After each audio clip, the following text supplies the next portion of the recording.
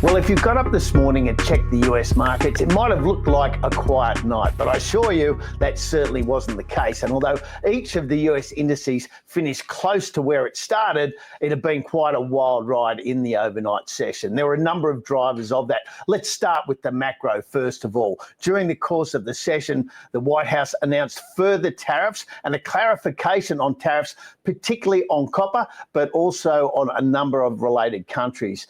And the introduction of tariffs on refined copper goods, but not on copper itself, was taken as a real positive for the US economy, but a real negative for copper producers because the copper price onshore in the US dropped by 20% in response to the announcement of these new tariffs. Now, the new tariffs also included a 15% tariff across the board for South Korea and 50% tariffs on Brazil and Brazilian copper.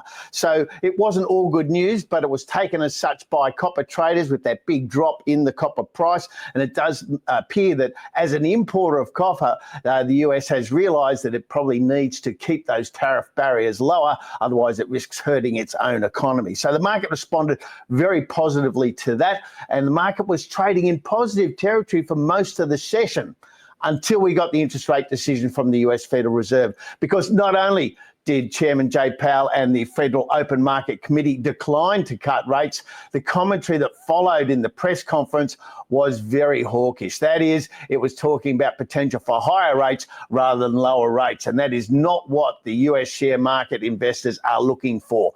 There's still very high expectations of rate cuts over the rest of this year. In fact, market pricing before this announcement was for two interest rate cuts before December. That now appears to be right off the cards, and potential for a cut in September has been put back by interest rate traders as they contemplate Mr. Powell's response. And I think for politicians, there's a lesson. Pressuring central banks doesn't work. In fact, it can be counterproductive. And just to be clear, despite rhetoric coming out of the White House, the president has no power to fire the chair of the US Federal Reserve. He will serve out his term, which ends in the middle of next year. And he does look like he will maintain his independence when it comes to the settings of monetary policy. So much less chance of a US rate cut. The tariffs were generally seen as a positive for the US economy, potentially negatives for others. But then we also had the micro, and drilling into two results today, we've got very good reason for the US market trading at an all-time high. Both Microsoft and Meta, the social media group, reported overnight, and the results were stunning.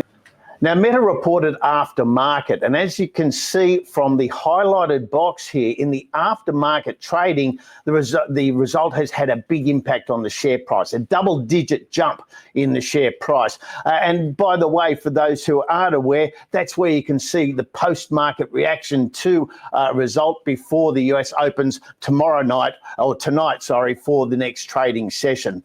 So in that post-result, you can see a great deal of support for Meta, and there's very good reasons for that. They grew revenue at 22%, and for a mature company, that is an extraordinary growth rate. They grew profits at 38%, and this is why this stock is trading at all-time highs. That continual ratcheting up of earnings expectations is driving the share price higher. And not only did they deliver a stunning quarter, they've guided analyst estimates for the next quarter up as well to a profit result of $47.5 billion to $50.5 billion for the quarter. And that's above the consensus estimates that were closer to $46 billion. And that's the sort of revision that will continue to deliver momentum to the Meta share price, at least under conventional economic theory. Microsoft's result was just as extraordinary for a major cap, a major stock, to deliver growth of around 18% in its revenue line, an extraordinary growth in profits is an historic move. And for the biggest companies in the world to be delivering growth like this tells us where we are as an economy and as a market. We did see some pressure in the Asia Pacific trading yesterday. The Hang Seng fell. Australian share market did okay in the end following those better than expected CPI numbers. That decline in inflation, particularly the year-on-year read that saw it drop from 2.9% to 2.7% for the month, was taken as a real positive, obviously fueling further speculation around interest rate cuts here in Australia. It'll be interesting to see how interest rate traders react today, given that the Fed passed on a rate cut and spoke so hawkishly. While it does appear central banks around the globe are running their own monetary policy according to their own economic settings, they won't ignore the fact that the world's largest reserve bank is not cutting rates at the moment. And we might see some taking back of those expectations that were fueled yesterday by that better than expected inflation read, and that might have an impact on share market trading as well. We also had the Rio result, very disappointing. While we know that there was pressure on iron ore prices, the hit to the bottom line of more than 20% was more than some analysts were expecting. Put together with the new tariffs being introduced on key commodities, Rio in for a very rough day again today, and it looks like that's spreading. It's having a halo effect across the sector. BHP likely to come under pressure because of those developments. The poor result at Rio for iron ore in particular, and the pressure that's brought about by the introduction of new tariffs on key commodities.